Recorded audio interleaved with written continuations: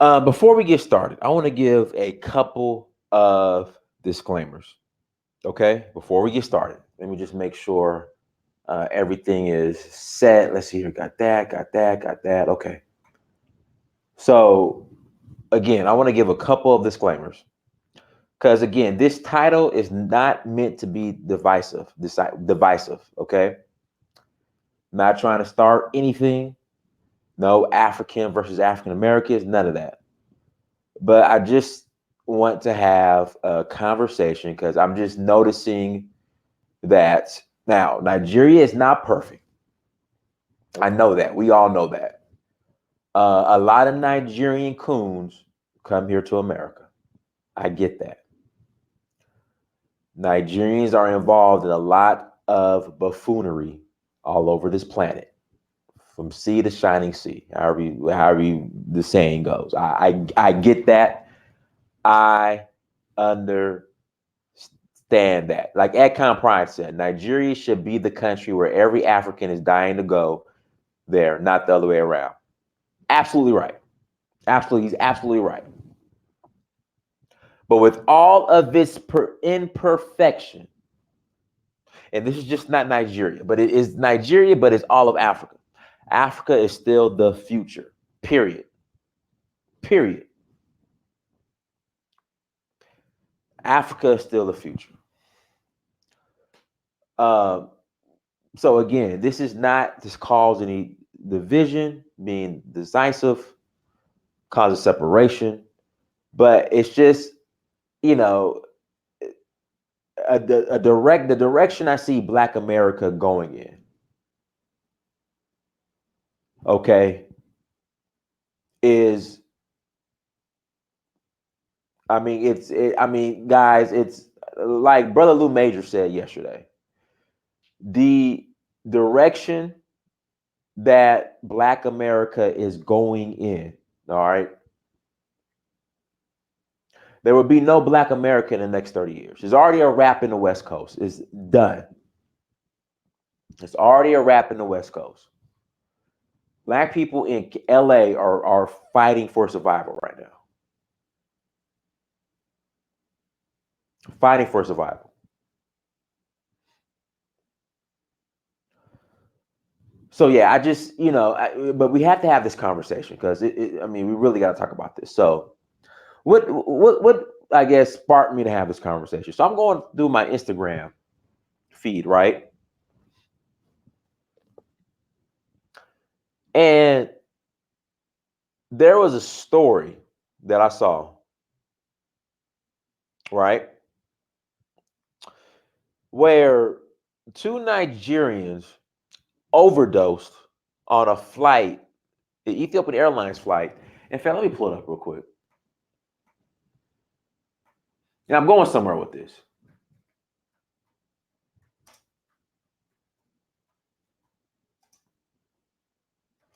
Two Nigerians overdosed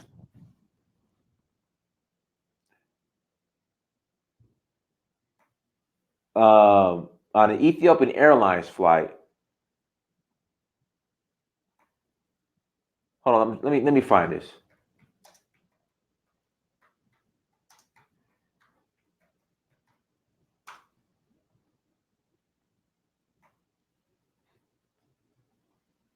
Well, yeah, this is I saw this yesterday where two Nigerians overdosed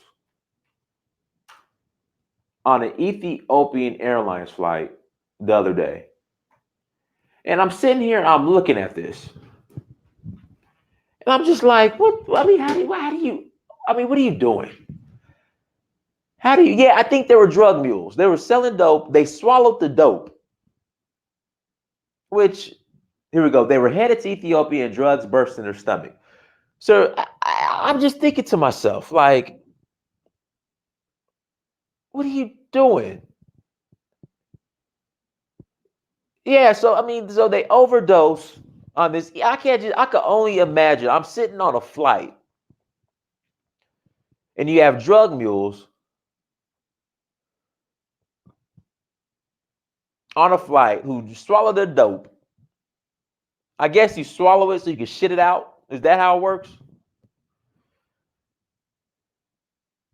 and they OD on the flight. I fly Ethiopian Airlines all the time. I mean, that's the worst way to die. Like you're swallowing dope, trying to smuggle dope, and you OD on an airline, on an international flight. Okay, so you throw it up. I thought you shit it out or whatever. Anyways, they passed away.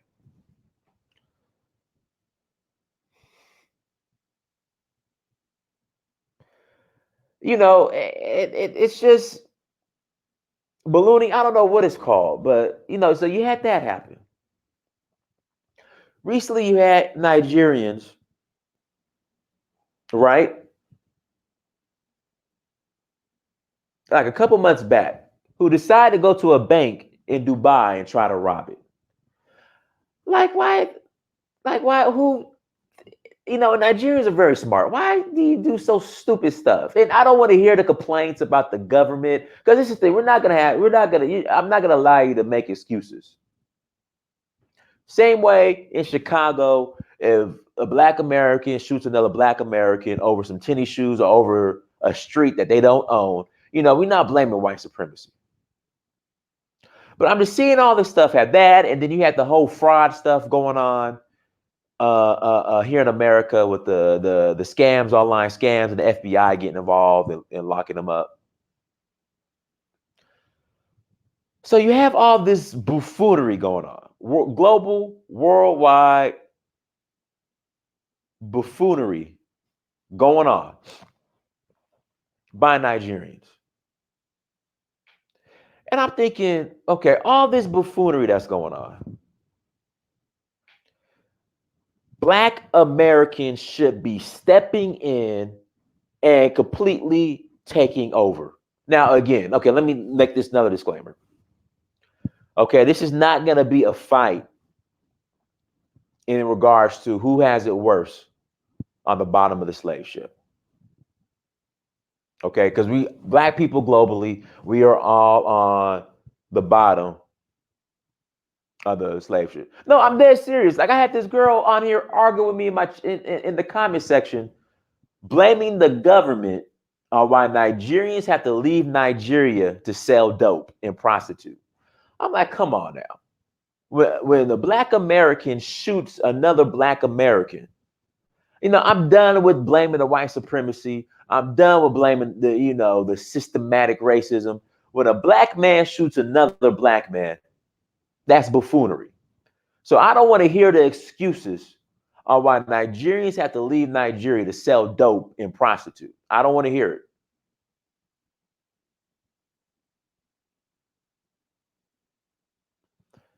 That's what I'm saying. I don't want to hear it.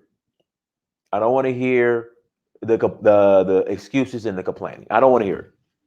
No excuses. No, absolutely not. So I'm like, okay, well, Black America, the most visible people on the planet. Let's come in and, we could come in and really just make a huge impact. Besides the buffoonery that we partake in.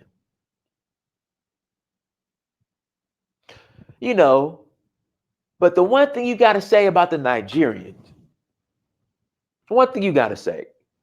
even with all the buffoonery that Nigerians partake in globally, which is a fact. I mean, I called this out before, all over this planet. See, the difference between Nigerians and the difference between the Black Americans, because, only like 2% of 1% of us, 0.0000, not even 1%, only 0.00005% of us have passports. We can't export our buffoonery outside of America. So our buffoonery stays in America outside of what the media, the non-Black owned media, decides to put out there. Now, Nigerians figure out a way to get out of Nigeria. And when they do that, not only are they exporting the doctors, the scientists, which we're going to get into, also what comes with that is the buffoonery, the straight buffoonery. So I'm thinking, Black Americans, we can, I'm Nigerian. I'm Black American Nigerian. I'm Nigerian Black American. And so I'm thinking, okay, well, Black Americans should really come and make an impact. But I'm gonna tell you the difference between the Nigerian and the difference between ADOS Black American. I'm gonna tell you the difference. And this is why Nigerians are still dominating right now. We just gotta be honest. I read an article today. Hold on. 37-year-old Nigerian-born doctor wins brain tumor research award in the US. The highest paid robotics engineer is a Nigerian. You have this 37-year-old Nigerian-born doctor wins brain tumor research award in the US. I think another Nigerian is the Surgeon General at Johns Hopkins or for the United States government, something. All Nigerians. So the thing about Nigerians, for all the buffoonery that they display, that we display, because I'm Nigerian, all the buffoonery that we Nigerians display on a global level, we are at least balanced enough to have Nigerians who are who are, again, 37-year-old Nigerian doctor wins brain tumor research award in the US. So we at least can balance it out. The buffoonery and the achievement. The buffoonery and the ingenuity. Nigerians have been able to balance it out. I'm gonna get to that. Now is this doctor being the brain tumor research award winner in the US, is that a win for Nigeria? No, not really. Because at the end of the day, we have to build up Nigeria. But that's the difference between the Nigerian and the Black American.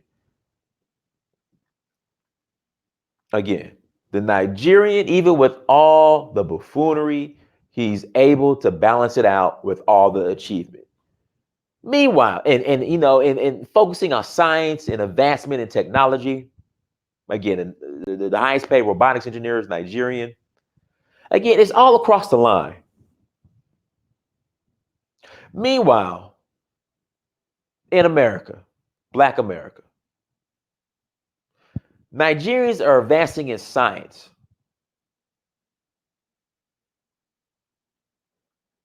Meanwhile, in America, you want to know the science advancement and technological advancement that we're talking about? And I give up. I give up. When Nigerians are focusing on, even with all the buffoonery,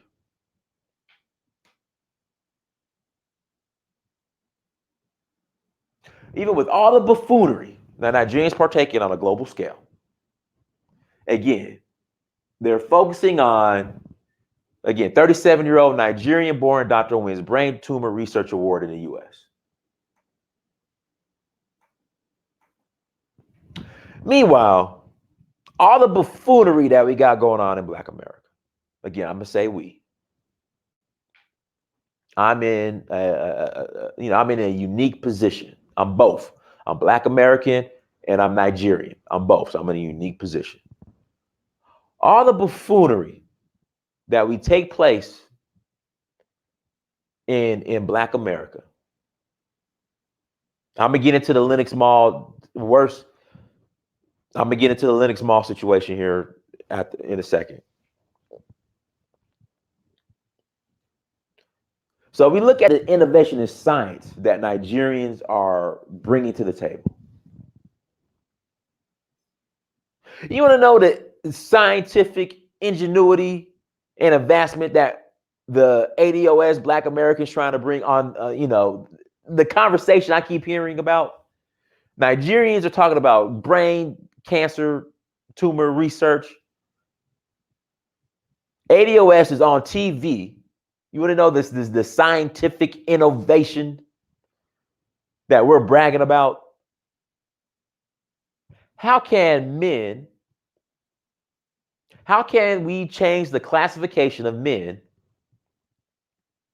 even though they get their prostate checked once they turn 40, but happen to wear a wig, how can we classify them as women? That's the freaking scientific advancement that I've been hearing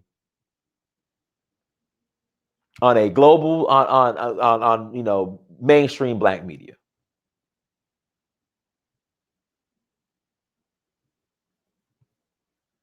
How can men who wear wigs, how can we make it possible for them to use the women's restroom?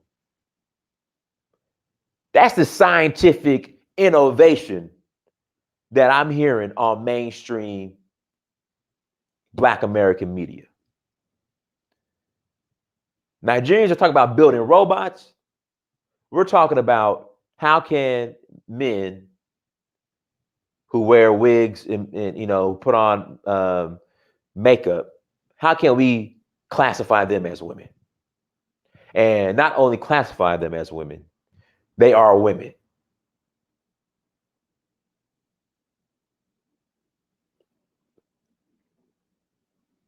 That's what I'm seeing. And again, this is not, I'm not being hateful. I'm not being hateful, but it's just, it's embarrassing. And I tell people this, back, I would say like in my mid 20s, late 20s, I was the most liberal Black person. I was liberal as hell. I supported everybody, all groups, LGBTQ, alphabet, I supported them. Illegal aliens, I supported them. I supported everybody. Yeah, analyzing the addiction of the Popeyes chicken sandwiches. That's the scientific advancement that's on mainstream Black media right now. Popeyes chicken sandwiches, and we need to classify men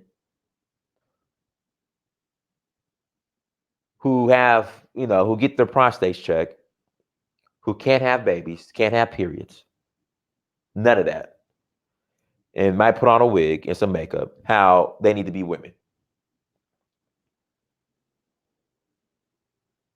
Yeah, this is.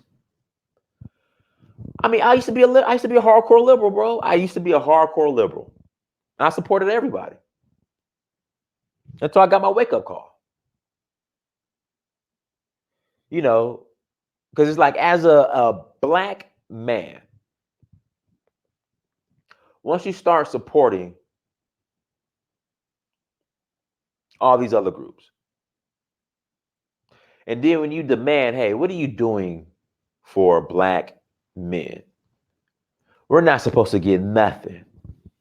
And not only that, we are supposed to just castrate ourselves. That's why you notice all these actors in Hollywood, these Black actors, like your boy, the big buff guy that be making all the muscles in the Old Spice commercials, how he be acting. The liberal media liberals want you to be like that guy. What's his name? What's the guy's name? That makes all the big muscles and, is in the Terry Crews. They want you to be like Terry Crews. That's what they want. But when you come out talking about what Black people need, this, that, and the other, they want to silence you, tell you to shut up, call you evil, misogynistic, patriarchal, whatever, you know what I mean.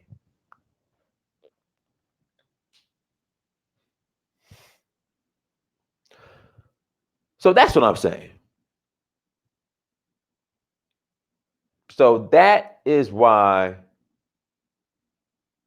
Nigerians are so, I'm gonna put it in quotation, so-called dominating.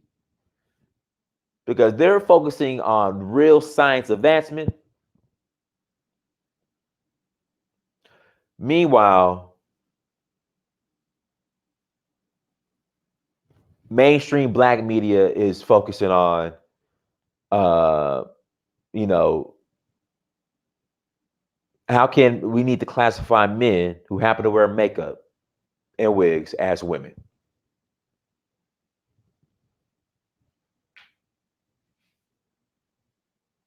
Yeah, right. And the Popeye's chicken sandwich. How scientifically, break it down scientifically, the makeup of the Popeye's chicken sandwich. That's what's on mainstream black media now.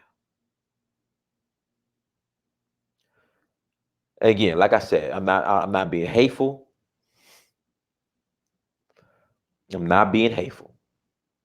Again, I used to be a full out liberal back in the day until I just had a wake up call in regards to the black man, specifically the black heterosexual male. You are on your own. Period.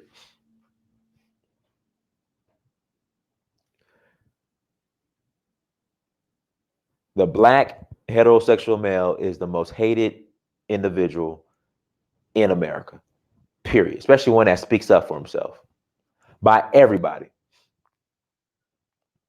You are hated by everybody. If you speak your mind, if you speak truth, you are hated. You are enemy number one. So once I figured that out, I said, okay, I can't do it. Yeah, they want you big and soft. Exactly. Like Terry Crews. They want you big and soft.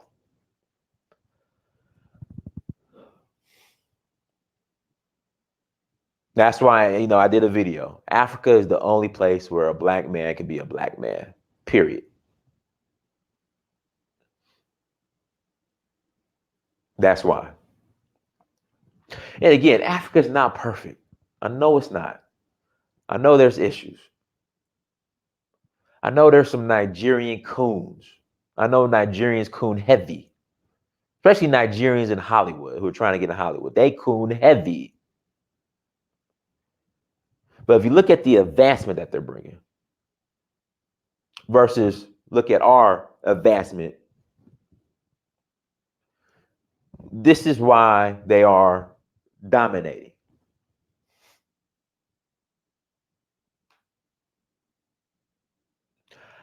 J-Rod, like, Africa is still the future. I don't care I've been in Nigeria. I'm Nigerian. Africa is still the future. I don't want to hear it. I don't want to hear it. The Captain Black Americans, and also now we have the Captain African immigrant Americans. If you think the end all be all is America, good luck to you. Good luck to you. We're not helping ourselves. What are you talking about? What do we control? I mean, we keep, they're not helping us. They're not doing this. They're not doing that. Again, this is where we're at now. In 2019. Yeah, so you have the Captain Black American and you have the Captain African immigrant in America. In 2019, okay, I listened to the Revolt Summits. I listened to the Black I went to the Black Caucus. I was there this past weekend. I was there. I was just there. I was just there. If you're not talking about the only solution to all of these issues is to have a nation of your own. That's the only solution. The only solution is to have a nation of our own. That's it. That's all. We keep tap dancing around the subject. Officer of the damn law. You gotta chill out. We can't be blocking everybody. Officer of the damn law. We can't be blocking everybody tonight.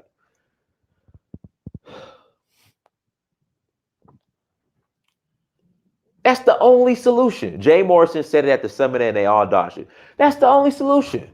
I mean, we keep dancing around, tiptoeing around the issue. That's where we are at in 2019. Get a nation of your own. Start a nation of your own.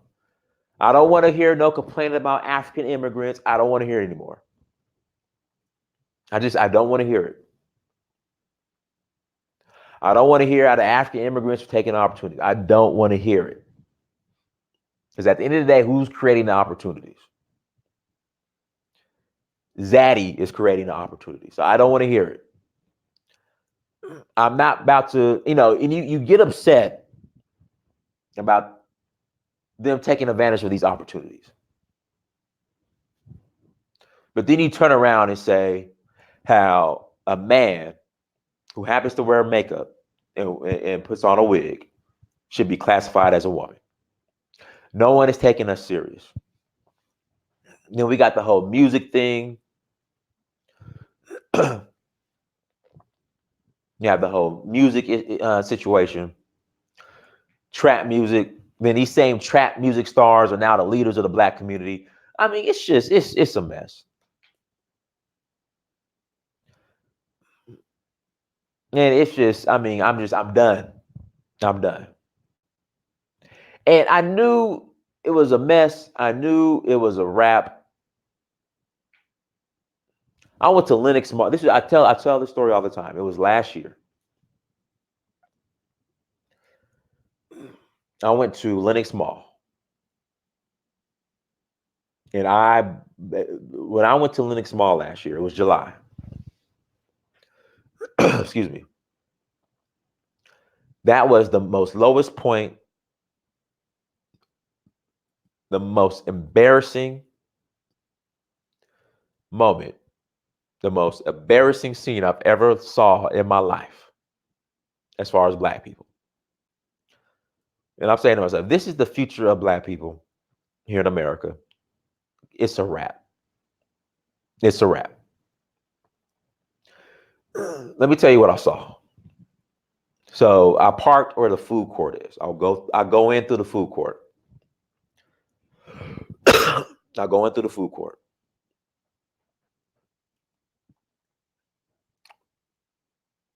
People are, I'm trying not to cuss, but we in there selling dope.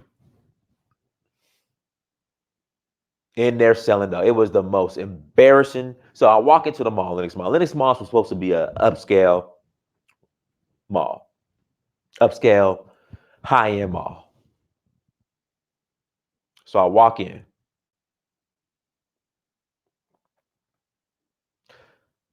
In there trapping and selling dope. Pants down to their kneecaps. But they made sure you could see the Gucci and Louis Vuitton belt. It's like, why do you buy a $500 belt? And I thought the purpose of having a belt was to hold your pants up.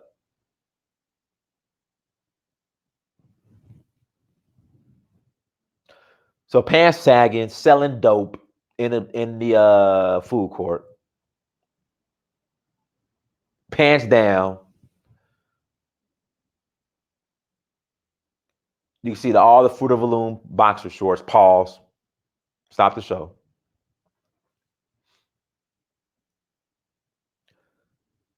Gucci belt, So I go upstairs. You got 6'7" drag queens everywhere.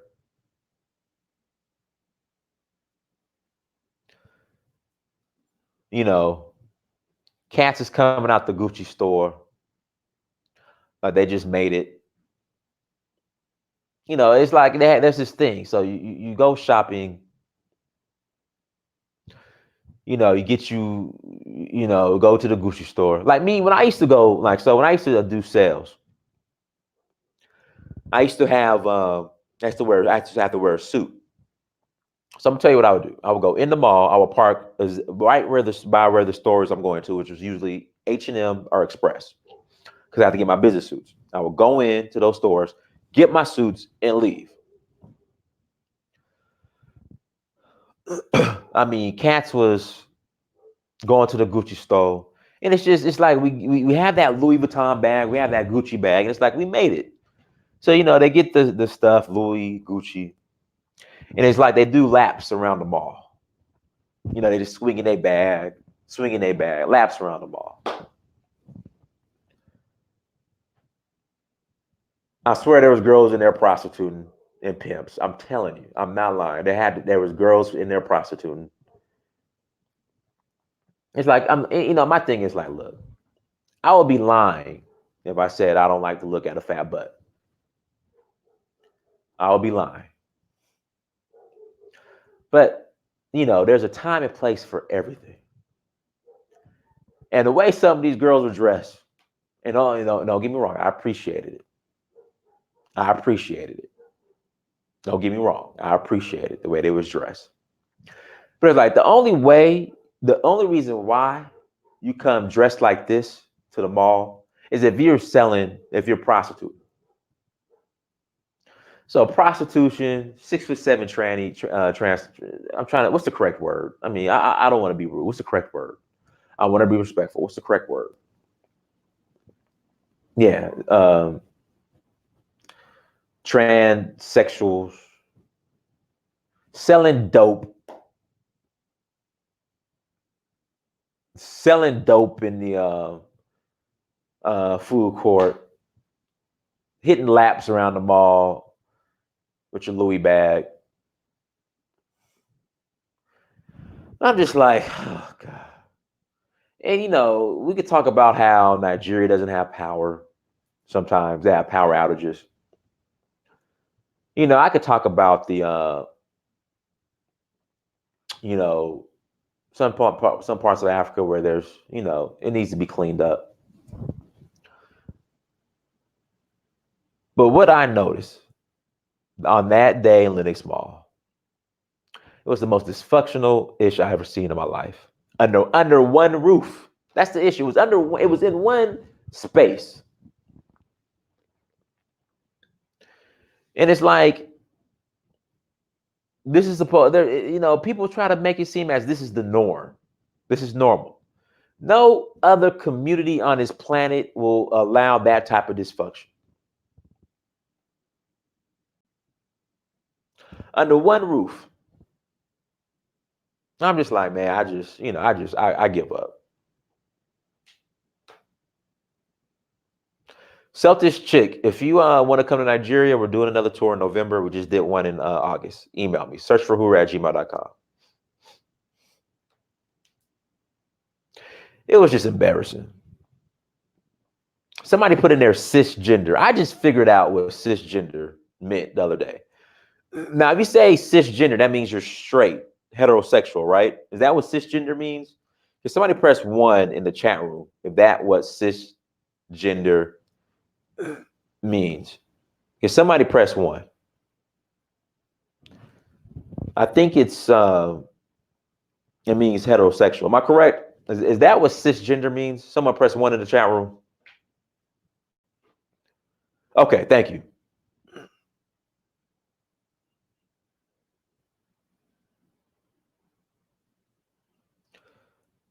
So I keep, and again, our Black so-called intellectuals, they keep saying this term cisgender.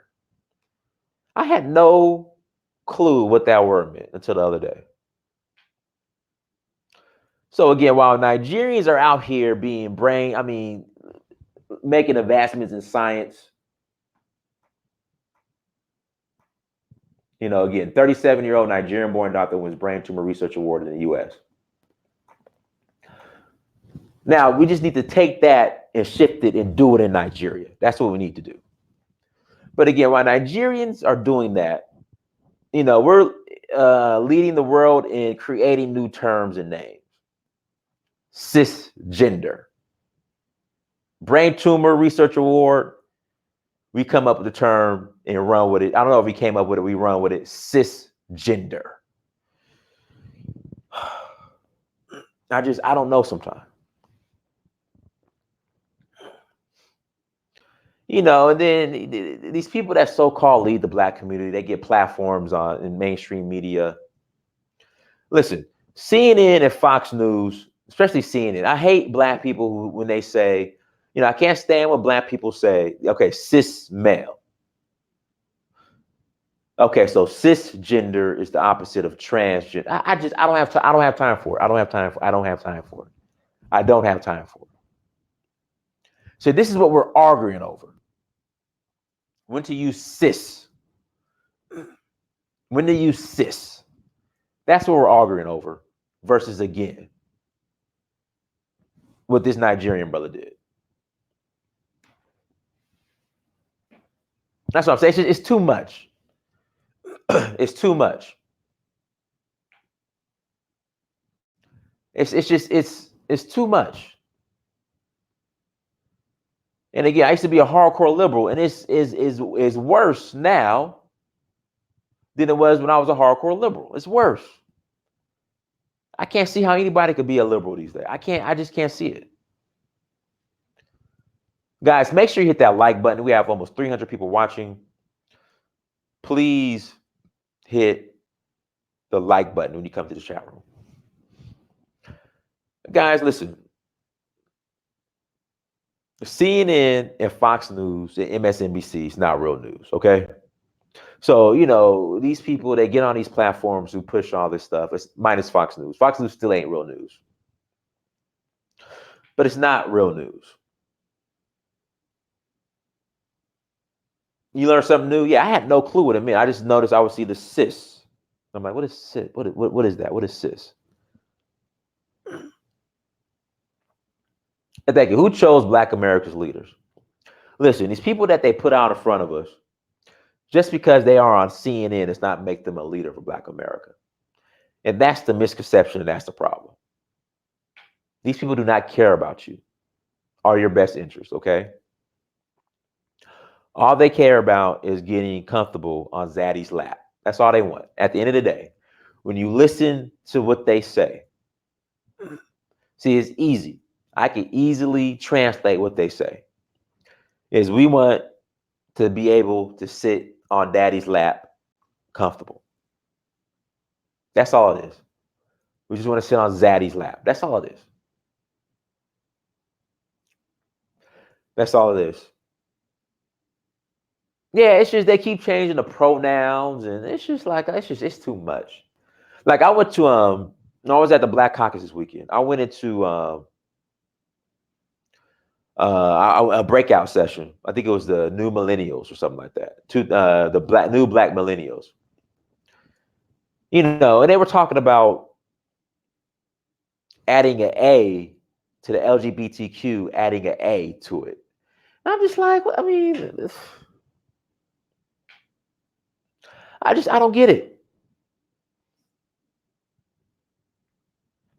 Like they wanted to add an A to it. I forgot what the A meant, but the girl was like, yeah, we have LGBTQ, but we're excluding some more people, so we need to add an A. And I'm like, all right. LGBTQA. And I'm just like, all right, man, it's getting too much. So I'm to the point now. Leave the African image. Let them come and take. Like, I hear some of my Black American family saying that, the African immigrants are replacing us. The Caribbean immigrants are replacing us. Let them have it. Even though the focus needs to be on Africa, they need to be focused on building Africa and building Nigeria. I'm over it. I'm over it. I'm over it. I'm over it. It's just, that's what we're proud about. Adding an A to the LGBTQ, adding an A to it. That's the science and technological advancement. That's it.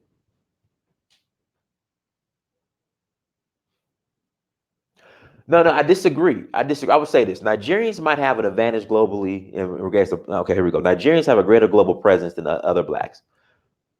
Via the media, the Black American is the face of Black people.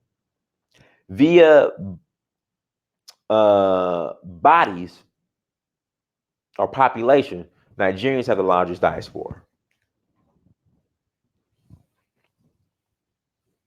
But since we don't control any media outside of what's on YouTube, I mean, mainstream media. Shout out to Phrankleen. Phrankleen, come hop on the chat, Phrankleen. Phrankleen, come hop on the chat. I'm about to send you the link. Phrankleen, email me. Phrankleen, I need to get you on here. Phrankleen, email me. I need to get you on here, Phrankleen.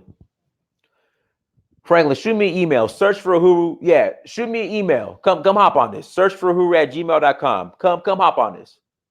Come hop on the chat. Shoot me an email.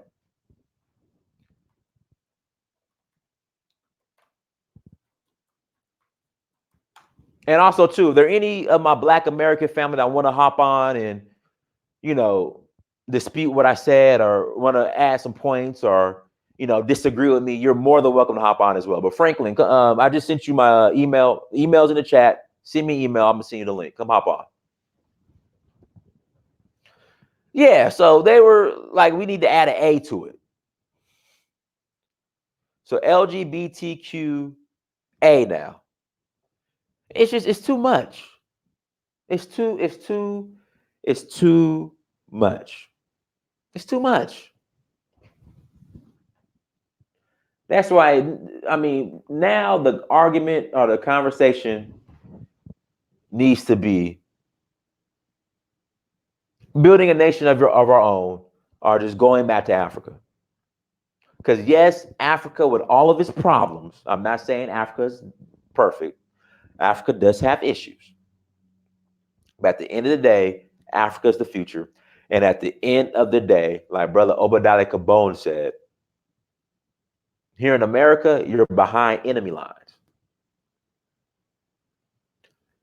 In Africa, you're in front of enemy lines.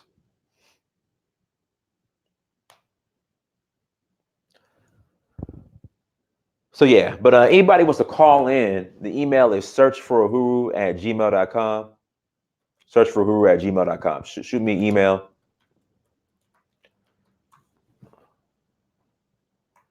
Shoot me an email. You're more than welcome to come on, and we could chop it up. Search for Uhuru@gmail.com. Also, please make sure you hit that like button as you come to the chat room. Please hit the like button as you come to the chat room. Again, everyone, thank you so much for joining. I greatly appreciate it. The tour. So we're going back to Nigeria in November. If you'd like to join us on the tour, email me. Search for Uhuru@gmail.com. Search for Uhuru@gmail.com. If you like to come on the tour.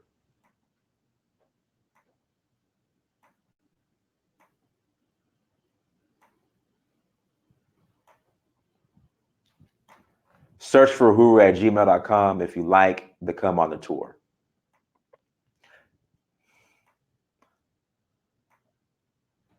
Guys, but again, thank you so much for the support. I greatly appreciate it. There's some things I'm working on too. Also, some announcements I'm going to be making here shortly. So again, everyone, yeah, the Africa's the future.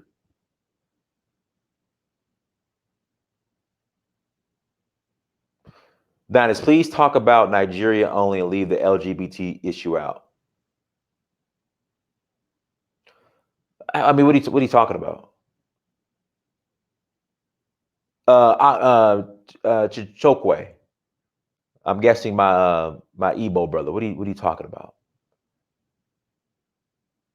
Did you listen? Did you listen to? You must have just joined the stream. You must have just joined. I don't know where this is coming from. I don't know where this is coming from, but you must have just joined. Yeah. Every country I visited in Africa, everyone I met says their dream because they get fed that the end all be all is America, and then a lot of them get here and they get their rude awakening. Says their dream because they get fed that the end all be all. America. What's up? What's up, brother? You gotta mute it. You gotta mute. There you go.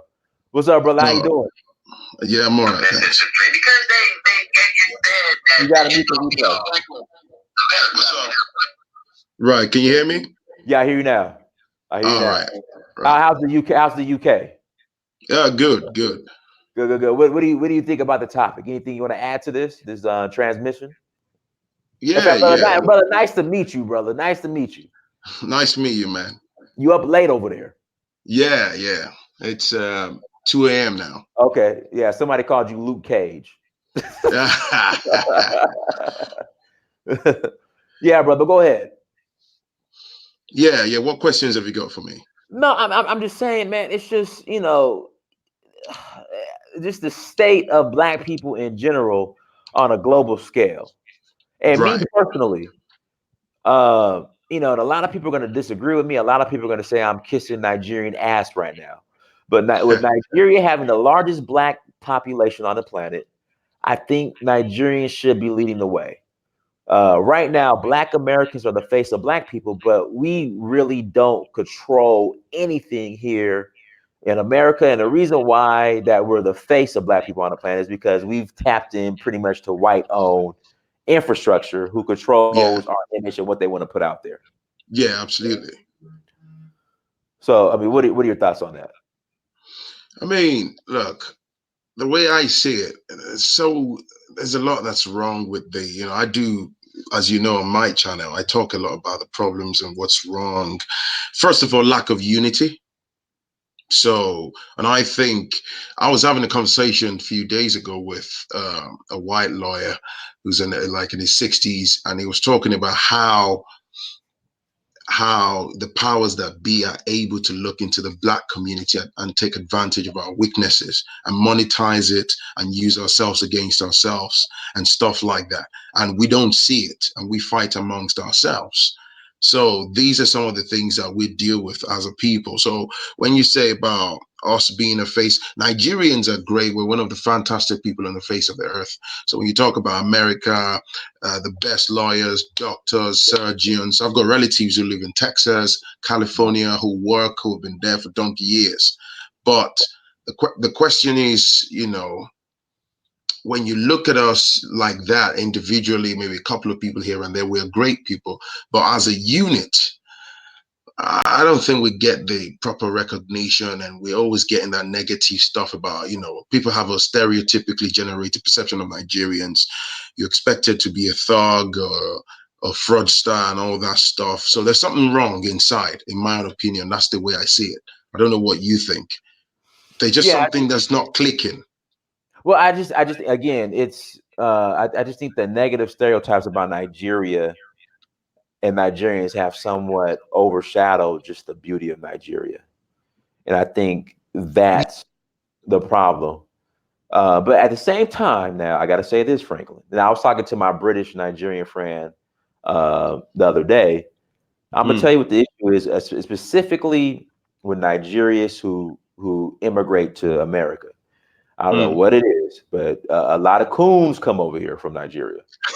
I don't know what it is. You were saying that it's not that bad in the UK as far as Nigerians, but they be out here cooning, a lot of them. Mm, So I think they rub a lot of people the wrong way. Then you mm, have the negative stereotypes about Nigeria. But I've been to 14 African countries. Nigerians mm. were the friendliest. Nigerians and Senegalese were really, even Nigerians were the most friendliest people. Like I was shocked, like the Absolutely. most. Like the first time I went to Nigeria, and I'm like, Nigerians were just so the friendliest people out of all the countries I've been to. Yeah, yeah, you get that. Yeah. But I was listening to you. What were you going to say about the cooning bit? Nah, they have this very coonish, self-entitled. Like you would like a lot of them. You would think the way they act and how you know how coonish they are.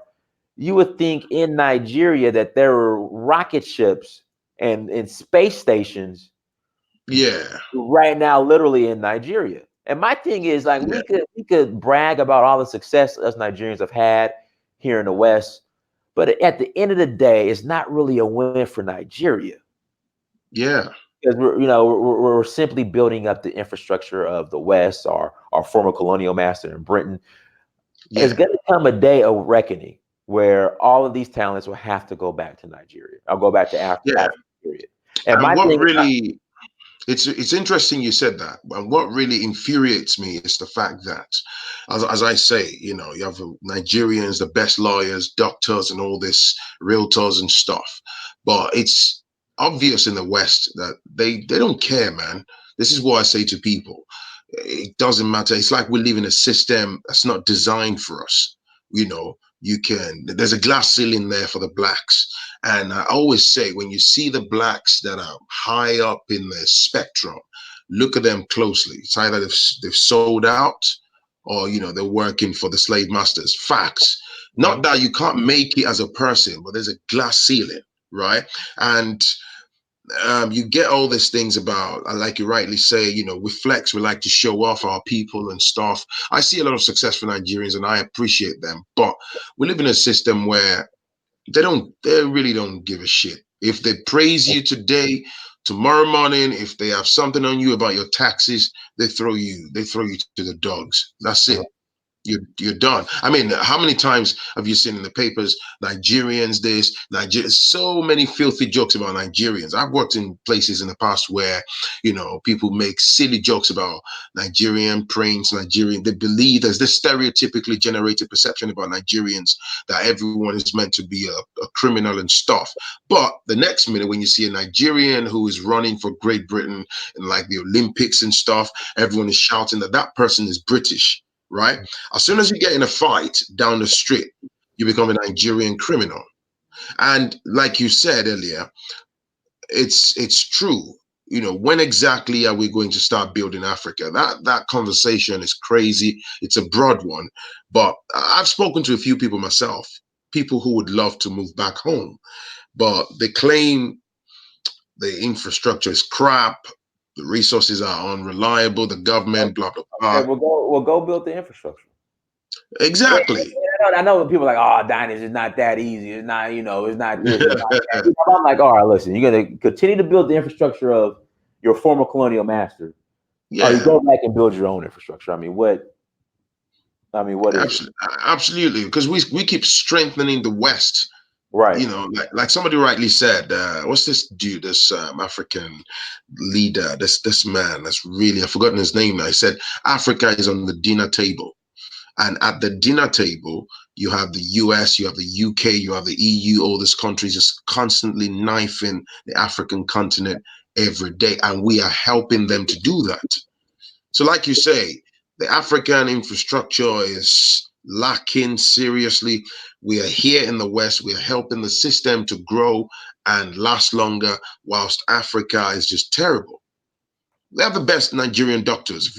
I personally got families in Texas, across the states, here in the UK, in the medical field, in the engineering field, IT and stuff. And as soon as you say, "Oh, would you like to go back home to, do such and such?" Nah, they don't want to know. Everyone can go home like on vacation for like 2, 3 weeks. That's Mhm. it.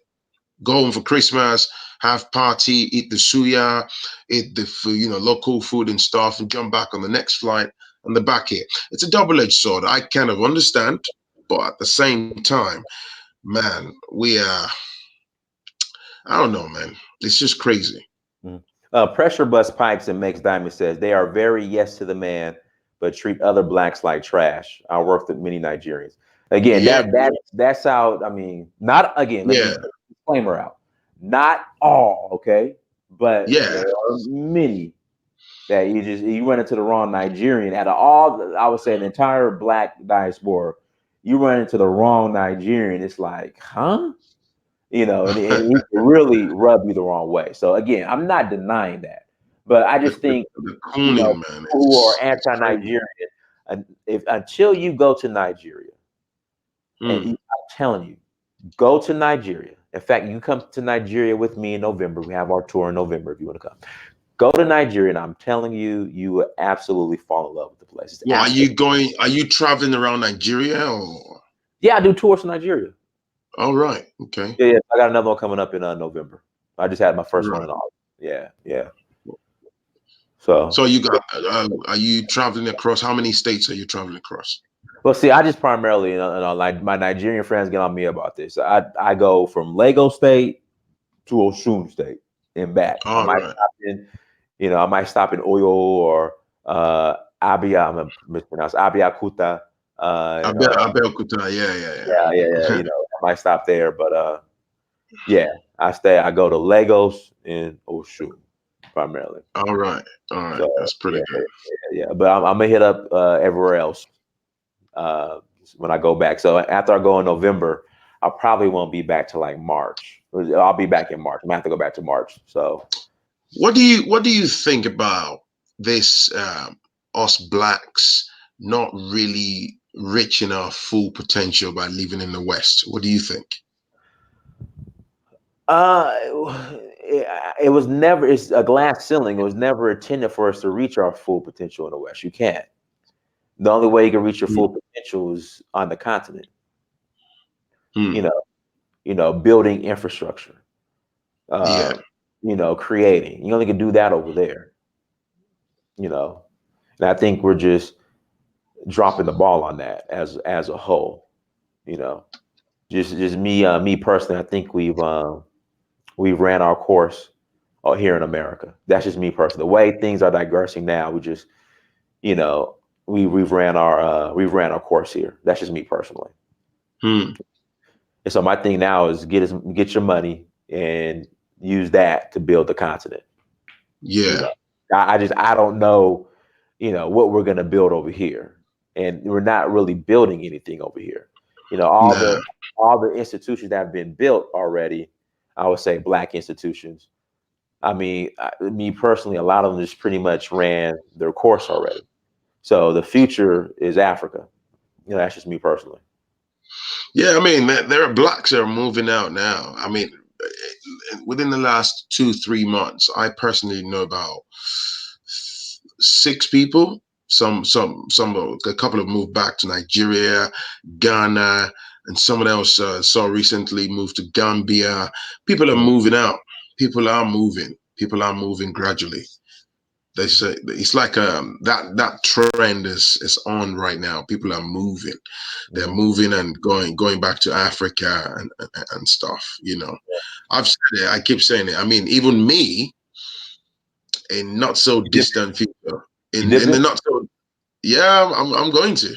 Uh-huh. I'm going to. I've sort of I've picked mentally about the Hmm. life in the West. I'm tired. I'm tired, man.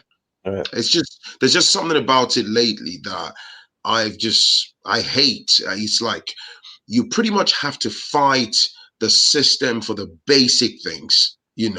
It's like if you look at your white counterparts, they Hmm. can go to a local council office and complain, for example, hey, I've got busted windows, can you get it sorted?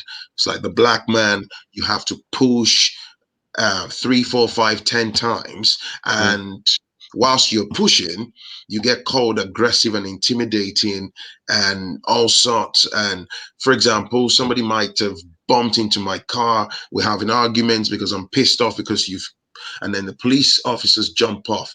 They have a stereotypically generated perception of me as a black man, and they have preconceived notions. Rather than show up at the scene and say, hey, what's up, dudes, what's going on here, they from a distance they assume that I'm the aggressor, Hmm. even with blatant evidence that my Of course. white counterpart might be the one. For example, I live up north in Leeds, in northern part of the country, and I can tell you that in the past few years, I've seen acute level of racism. Race relations up north is absolutely ridiculous. Cities like London, right? London is highly multicultural, and people get carried away and say, "Oh, London's got all nationalities and stuff." They It's do the same beautiful. thing in America, in Yeah, LA. it's beautiful, but I always say on the ground level, it's highly multicultural, it's jam packed, but further up the spectrum you go, it becomes white.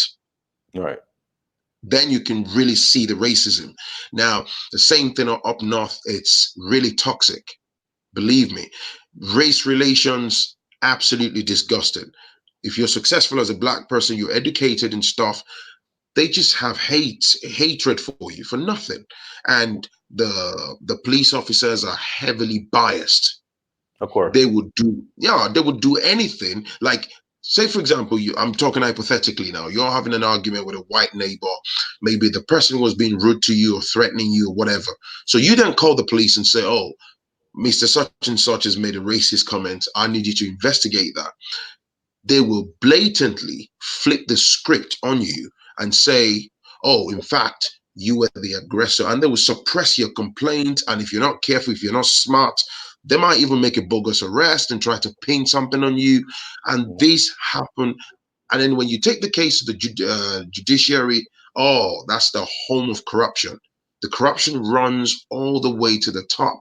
So what I've noticed over the years is, yeah, you see a lot of blacks, might be like, oh, I work for that company as an IT consultant. I earn £500 a day as a business analyst or project manager. But the truth is, a lot of black folks, they're skating on thin ice. A That's lot how it of is. black, yeah, a lot of black folks they have top jobs, but they dare not speak up. Oh, The it's a day wrap. Like that over here, corporate America. Like that over here. it's like that too, right? Oh, corporate America, absolutely, absolutely. So the day you speak up, they pull plugs on you, they kick you out. Right. Or, So or if most you speak up, you won't ever advance. Exactly. So if you were facing injustice as my brother, right, and you had a court hearing tomorrow, and we need to come together and come protest and lend you support, most black people can't show up because the first The thing that come, and we'll be like, ah, man, you can't fuck up my check, my job. And don't get me wrong, I wouldn't watch my brother and my sister lose their daily bread for me, no. But what I'm saying is there is no togetherness. The white man knows this. Fact. Mhm. We're very, very disorganized. We have pointless ego, jealousy, envy amongst ourselves. And if you're working against yourself, it's the same thing when you look at the States. The States is a lot bigger than the UK, but it's a very similar template. You the disunity amongst blacks, like I look at you, you're successful, you're in your lane, rather than me say, oh, that's my brother. Oh, and I say, oh, sit down, listen, man, what can we do together? Let's get money together, right? Let's build, like you were saying, infrastructure. Let's get money together. Let's build together. Let's bounce off ideas and see, you're successful, I'm successful. What does it matter what your bank balance is? Let's be happy. Let me be happy for you, right? You should be out of a room. If people are talking bad about you, I should be able to say, hey, no, stop. But then again, I sit with you, I have a cup of coffee with you as a black brother. And as soon as you step out of the room, I'm the one that pulls out the dagger. Mhm. So we do this even amongst family, friends, and stuff. We'd never celebrate ourselves. So this is what I say. We bang on about oppression, racism, and all this daily microaggressions we have to put up with as black folks. But the powers that be, the oppressors that sit right at the top, they're looking at you and they're laughing because they can see. So we provide them with ammunition on how to attack us and just sabotage the black community all day, every day. Uhuru Travel Guy says, "How can Nigeria be the future of black people when Nigerians put their tribe over being black? Tribalism will always make." Hold on one second. Always make it easy for a country to be recolonized. I'm gonna say this: like our generation is changing. Mm. I think the older generation is one thing, but our generation, the younger generation, it's changing. I mean, what do you think? Yeah, of course. I suppose it's to do with orientation, and people are doing a bit more findings. And then the advantages, the growth, the exponential growth of the internet. People are taking time. The information is circulating a lot, man. For those that are choosing to, or have chosen to dig deep and get knowledge and understand more about their roots and really understand the history of the sufferings of blacks and stuff. So people are basically getting knowledge and eyes are getting opened and stuff. So hence the changes. I've also got parents, I've got uncles and aunties who are they're like cavemen. They've got totally different mentality. When you sit in the room with them 5 minutes, you just, you be out of the door because they have totally different what mentalities. But you sit with some younger generation, my age or younger than me and stuff, and people are realizing that, we need to do better. And hopefully that vibe can really spread amongst our communities and we can do better. Mhm. African first, you want to add something? Yeah, okay. First off, thank you for letting me on the show. Okay. Also, I I don't know. Ni- for okay, Nigeria it's a good country, but I don't think it's one of the. I don't think it's a really important one in Africa. Like, there's plenty of other good countries, and I don't think Nigeria is dominating. For example, we have Rwanda, we have Botswana, we have Mm. Ghana, and Nigeria has to deal with its own issues first. For example, we have Nigeria has half the GDP of Canada, right? And the people Mm. make about 30 times less GDP per capita. There's a lot of poverty. Yeah, Nigeria yeah. surpassed India in poverty capital of the world. So I wouldn't necessarily say it's dominating. I wouldn't necessarily say Nigeria's dominating, but I think that because it's going to be the first $1 trillion economy in Africa. So I do think that that it needs to take lessons from Botswana.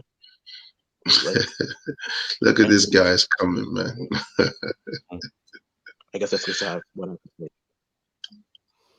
No, I think Nigeria has the most potential.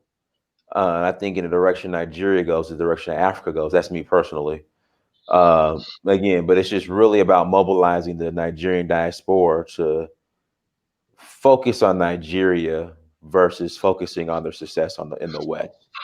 And once that happens, I'm telling you, Nigeria is the future. Me personally. Yeah, I do agree with that. I do believe Nigeria is the future and it's the most important country. Nigeria is probably the most important country. If Nigeria starts moving, it's going to be like a ripple effect on the continent. Same with, yeah, Nigeria's probably the most important, but I right now I wouldn't really call it To dominating. advertise online, this technology is Okay. Also, Oh, I don't Phrankleen, want to sound like go say that I don't again. want to sound like Huh? okay. I wouldn't necessarily say it's dominating, but also I don't really want to sound like a tribalist. But I think Congo's a really important country too. I would say this. In fact, I'm not going to speak on Congo because now, are you Congolese? Yeah, yeah, Okay, I haven't been to Congo yet, so I'm not going to speak on it. yeah. But I haven't been there either. I mean, I think personally,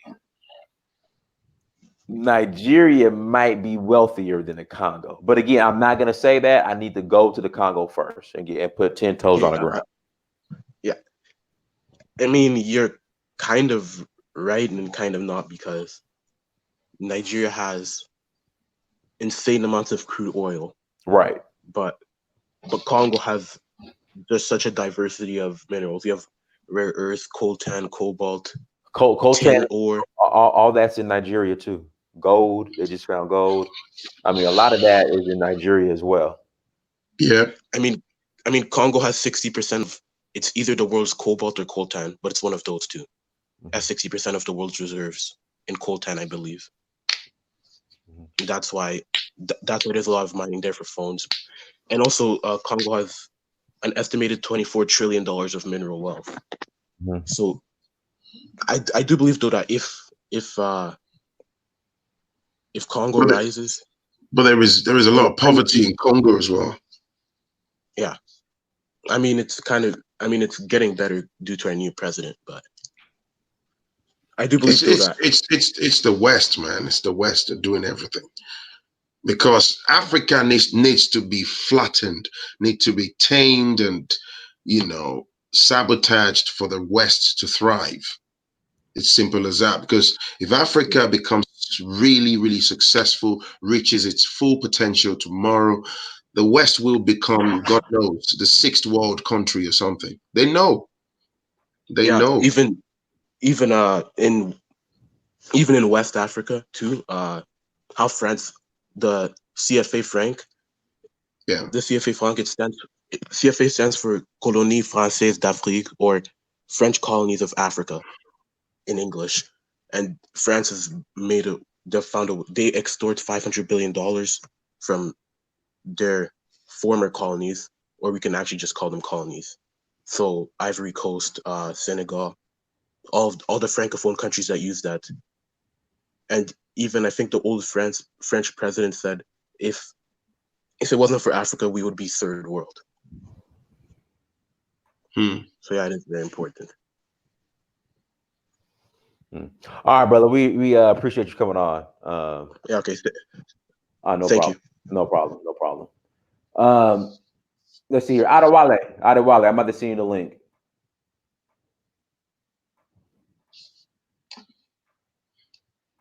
These comments are hilarious. I got to get to the UK, man. I got to get to the UK one time. How far are you Have from you London? been? I mean, I've been like I had a long overnight layover one time, but I haven't been. But I get a lot of love from the UK. I gotta come and visit. You should, man. You should. Mhm. I'm like about 4 hours from London, but Okay, on the train, it's like 2 hours 20 minutes. that's not bad. That's not bad. Yeah. We should. I don't know, man. I'd love to have. I don't know what we can do. We should collaborate on YouTube. I like Yeah, these.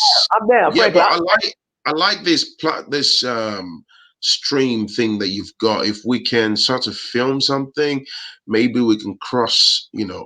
Do something on each other's platforms and stuff like that. I don't know what you think.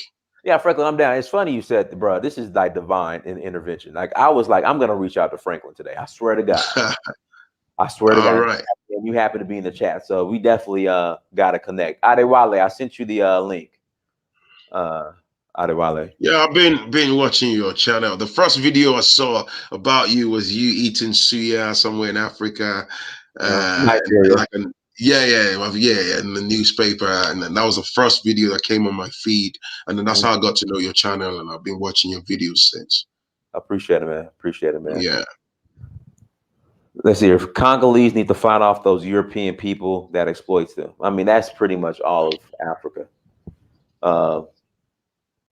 That's The problem with Africa is it's almost impossible for the citizens to fight off these people when you have your leaders at the same table with the people who are stealing from you. So All right, Adewale, go ahead, bro. Hey man, thank you for having me on the show once again, man. I really what's up, appreciate bro? it. Yeah, what's up, Franklin? I know you, bro. I watch your channel, man. You do a Thank great you, job. man. Thank you. Thank you. Yes, sir. Yeah, man. You know what I was saying earlier was that honestly, nobody has inspired me in recent times as much as you have, Dynast, to want to move back to Nigeria and go build the continent. Because I'm also one of these few people that when I have a conversation with my Nigerian friends, and we like bragging a lot about, oh, we have a lot of doctors, we have engineers, we have lawyers. And I'm like, if we have all these professionals, why aren't they building the country? Exactly. I have that kind of conversation with my friends because I don't like it when someone is unnecessarily bragging and you're just proud and you're trying to rub it off on someone else's face. I don't like it. So I use that type of argument to calm people down, right? And with what you've been doing, Dynas, honestly, I am inspired, right? I want to go back to the country, but then I reconsider because I apologize, man. My daughter is making so much noise here. It's all right. It's all good. Yeah. So, when you think about this actual situation on ground, like being a real person living in the country, having to deal with the day-to-day situation, let me tell you how crazy it is, bro. And listen, man, I'm not trying to paint us in a bad light. I'm absolutely not trying to do that. That's not fair. But I'm just saying the truth right now. Listen, man, if you don't have money, you're going to have a hard time living in the country. Yeah. You're gonna have a Yeah, but very, very hard time. that's Yeah, everywhere. I understand it's everywhere, right? Agreed. But it's so bad that you're not even a poor person, right? You're just an average person. You have a mechanic workshop where you work. You make money to take care of yourself and your family. But now you're back at home at night and you're tired, but there is no electricity, right? So you're sitting down outside on your fence, taking fresh air. And it's like 9:30 p.m. You're waiting, just cool down your body. Then you go inside the house and sleep. You're literally sitting down on your fence, taking fresh air, and you can come and get raided by the police. And you're gonna have to pay a lot of money to bail yourself out. Now, this is real life examples of living in Lagos, right? And it's so sad that a lot of times our human rights are being trampled upon. They don't give us the opportunities to defend ourselves unless you're like connected. You have to have a lot of money. You have to be connected. You have to know someone. You have to know somebody. And then you're going to get bailed out of jail just for sitting down outside your house. Remember, you didn't commit any crime. You didn't do nothing. You're just sitting down outside your house, taking fresh air. And you came and you got raided by the police car. And now you have to take care of yourself. See, we all have this mentality in Nigeria, right? You have to be your own individual government as an individual and as a family, because nobody's going to Yeah. provide any basic infrastructure for you. No government is going to provide healthcare facilities, because the government officials, they go to the United States, they go to Canada, they go to England to get treated whenever they're sick. And the same thing happens to their family members. So what happens to the average Nigerians that cannot afford these things? And listen, man, a guy like Omoyele Sowore, the guy was trying hard to become the president. Me, I was absolutely supporting Sowore. If he comes back, I still will support him, because I like people with radical ideas and people that are willing to actually make a change. That's why I like Sowore. Now, Sowore came out saying, we need a revolution. We are sick and tired of the status quo. We are sick and tired of this government. We need a revolution. Do you believe that this man has been arrested unjustly just because he used the word revolution? How does that make any sense? I'm gonna say. Let me say this. He does not deserve the prison time that he was given. He should be released immediately. He should have been put in jail at all. I'm gonna tell Yeah. you why he was arrested, and I called this out. Then when I guess the Nigerian government came out with the official statement, they confirmed what I said. Sowore had no business meeting with Nnamdi Kanu here in America. So you're Yeah. talking revolution. You're meeting with a guy, Nnamdi Kanu, who openly speaks on how he works with Mossad, and this whole he's loyal to Israel, and he's part of the group that wants Biafra and wants to completely separate from Nigeria. Like, he does not have the best interest of Nigeria. He came out and made these statements. So why are you meeting with this guy?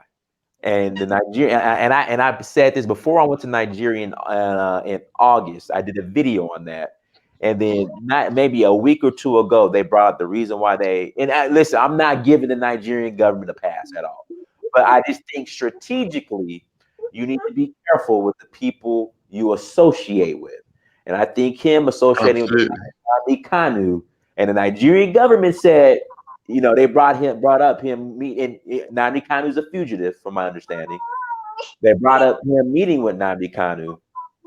I think, and I called it out. I said he shouldn't catch the video. I called it out. He should have never met with that dude, and I think that was the problem, and that's part of the reason why he was arrested. And now, should he have to serve 45 days? Absolutely not. Should he been immediately released? Absolutely. But again, I called the whole Nnamdi Kanu war connection, and I mean, what are your thoughts on that, Franklin? Yeah, I agree with you, man. See, they shouldn't have arrested him. They shouldn't have jailed him. But he gave them that loophole to work with. Right. You're absolutely right. So Nnamdi Kanu is just, my one word for that dude is a fuck boy. So, excuse my French. There's a chat in the background, but he's just someone that disgusts me, because at first, when I found out about Nnamdi Kanu back in the days, I thought he was some type of dude, the real deal. Then you realize he was actually playing the game of checkers with his own people, very dishonest and all that stuff. He had his own agenda and stuff. So now, of course, Showerez managed to upset the corrupt politicians in Nigeria by stepping forward to wanting to become a president, not being corrupt and all that stuff. So they've been looking for ways to pounce. They couldn't find one. And then by being able to align him with that dude that you mentioned, it was just game over.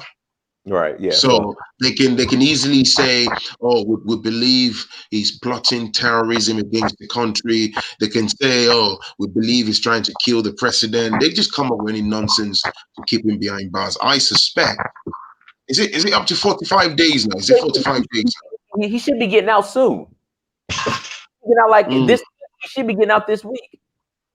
I suspect they might keep him longer than 45 days. No, and that's the thing. Like I said, he shouldn't have been locked up at all. But I called it out when he got locked up. When I saw him meeting with Nnamdi Kanu, I'm like, okay, Toy, what are you doing? And again, I heard the press conference saying that part of the reason why they arrested him was because of dealing and meeting with Nnamdi Kanu here in America. I said, okay, I knew that was the loophole they were going to use. He should have never met with that guy. Okay, can I say something? Yeah. Sorry, one second. Okay, sorry about that. So I just want to address the root cause of this problem. Okay. When it comes to Nnamdi Kanu. First of all, I think Nnamdi Kanu is a coward. And I know Igbos are going to hate me for saying that, but no problem. No, they know. Trust me. A lot of them agree with you. A lot of them agree with you. The reason I call him a coward is because why would you put your kinsmen in a position of harm? And now they got killed, right? But then you escape from the country through the back door, through the piss-stained gutters, alleyways. Nobody's seen you escape out of the country because you have a dual citizenship, right? Now people have died because of your cause.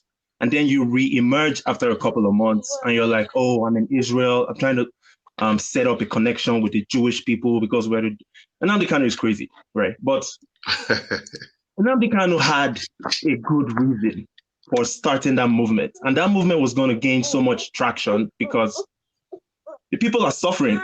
If the people if these people had jobs, they had infrastructure. I mean, if you go to the East, man, the East is developed to an extent. Enugu, Owerri, some parts of the East are developed to an extent, just like it is in the Southwest. They're even better than a lot of Southwest states in Nigeria. But for the most part, the people are poor. And what happens when there are poor people that have access to alcohol and have access to some drug? Like we had, like the conclusion that we had in our last conversation, these people are easily brainwashed. People use these types of people to carry out their agendas. Now, because these people are already going through a lot of pain and suffering, why wouldn't they want to secede from the country? I don't blame anybody for saying, oh, I don't want to be a part of Nigeria no more. Because if you're in a country that doesn't favor you, you feel marginalized, your people have been trampled, your rights are not enforced, nothing is working for you. Of course, you want to leave the system. So I don't even blame Nnamdi Kanu for taking advantage of those people. Sorry, I blame Nnamdi Kanu for taking advantage of those people, but I don't blame those people for falling for the trap of Nnamdi Kanu.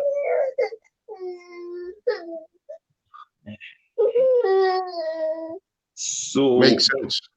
Yeah. So I mean, with Shaware meeting up with Nnamdi Kanu, to me, honestly, I was happy about it because I'm like, wow, for the first time, we are really breaking the problem of tribalism, because this Shaware guy is a major Yoruba leader and Nnamdi Kanu is a major Igbo leader, and the both guys coming together, that signifies an opportunity for Nigerians of Igbo and Yoruba origins to at least come together for once. Yeah, but I would say this. I would say the majority Igbos I know don't support Kanu. So I don't think meeting with Kanu would leverage. I think maybe there are other Igbo leaders that Sawari could have met with, but the majority of Igbos I know. In fact, there's one in the chat room that just called him a sellout, Igbo. So here's Monday. Now listen, Monday's in the chat room. Monday is the most tribal Igbo I know. And he said he was pro Biafra until Nami said that we are Jews. Then he completely dropped it. So again, the majority of Igbo, I think strategically, there are other Igbos with more influence that Suarez should have met with instead of Nami. But I understand what he's trying to do, but it's just no. Somebody should have gotten in his ear and said, "This is not a good look." Yeah. True. I agree, man. But at the end of the day, man, the government still doesn't have a right to arrest that guy. And just because he's trying to create a change in the country so that people like myself would be hurriedly running back to the country. I mean, come on, man. Do I want to go stay in a country that Buhari is leading? Right. Like, for real. Let's be real here, man. Come on. If you don't have any money, and I don't have any money, I'm just an average dude. If I'm not a multi-millionaire and I move back to Nigeria with the limited resources that I have, man, it's gonna be difficult, man.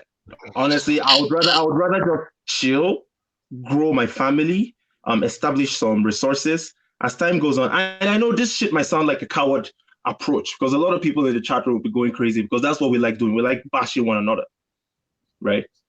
If you want to diss me for wanting things to improve, let me look for the people that want to diss you. Man. It's all good, man. Personally, I've been in protests where I have been shot at.